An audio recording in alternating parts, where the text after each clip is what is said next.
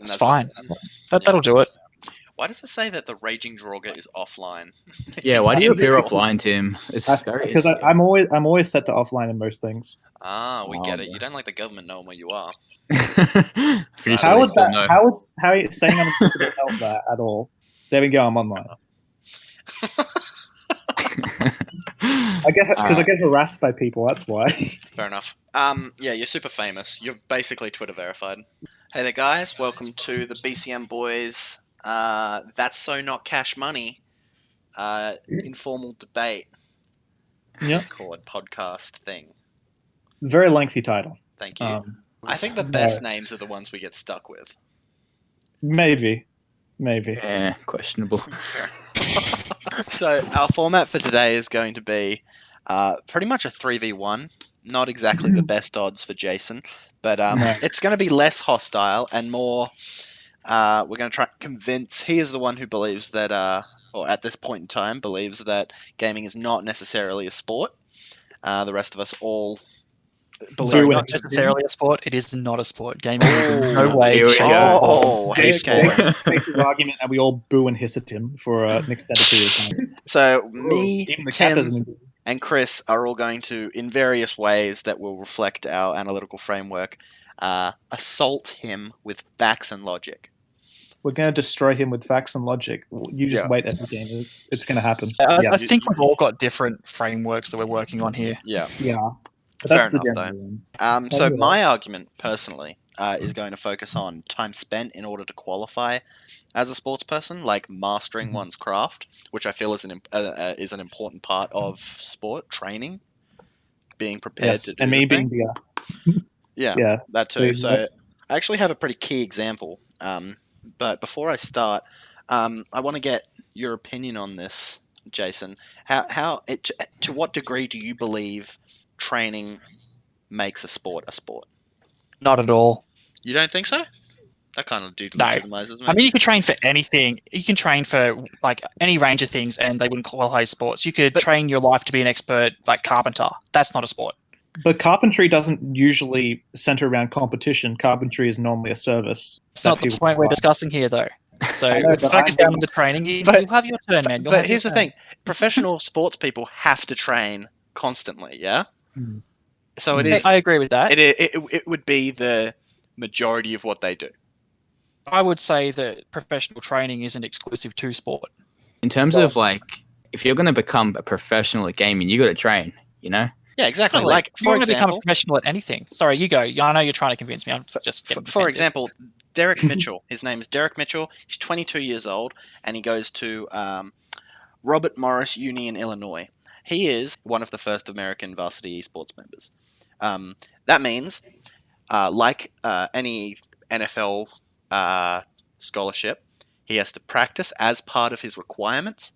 I like how the title of the article looks like it was written for Jason. If you don't think pro gamers are athletes.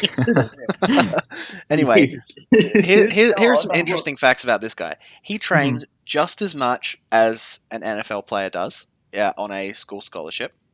And he has no intention of going pro. So the chances of going pro are very small. And the market for college football is quite large. So he doesn't need to. As a varsity player, he's in that very same position. He doesn't need to go pro. He's using this opportunity to get through his education, and then he can quit. He won't have to rely, like an NFL player, on things like a scout to go pro, because he has access to things like YouTube. So my argument is actually that through certain tools, esports players are actually more effective sportsmen. You can get more of the essence of like an esports player over like a live stream than you can a great football player. So I would agree largely with that, but I think there's room for like the same thing to occur with, college football players. But yeah, I think it's more so for the case of a pro gamer, if you will. So I think my key argument right there here makes them a better athlete. Like just because they're in the public eye doesn't necessarily, push them forward that extra little bit. But I think the main core of what I'm saying is they're in the exact same stream. You know what I mean? They're in the varsity program. They're both being given an opportunity to play the sport that they are good at. One's been given the opportunity to play a video game that they're good at, but carry on. But they're doing it in a competitive capacity. They have to compete competitively. Yeah, fair enough. And we'll talk about esports later and what I think of those. So, spoiler alert, I don't think much of them. But Damn, okay. All right. So, training for hours and hours on end, that's a sign of an athlete, right? Yep. And dedicating your life to that training, that's something like an athlete and a sports person would do. Yep. Do you consider going into space as a sport? Say again, sorry? It's just something that these people have to do their job. I mean, if you want to be good at something or if you want to qualify for something, you need to put that effort in and training in. Yeah, I think the difference is in the type of training. One training is for, to perform a service, to perform a job, to help people or to further some sort of goal beyond the competitive environment. Whereas sports, when you train, it's to perform to a goal, but unlike other sorts of training like the astronaut, like carpentry, it's to just fulfill desire for some sort of legacy by like winning a trophy or some sort of tournament, or to be just recognized for your ability, whatever that may be. The argument there is the purpose behind the training is that they want to compete. Then that can't be true either, because some people don't play sports to compete. Some people play sports for fun. Some people play games for fun. Well, that's true. Yeah, okay. But is the purpose of the sport to win or to have fun? Not the player playing's concept of the sport, but the sport itself. Isn't that subjective?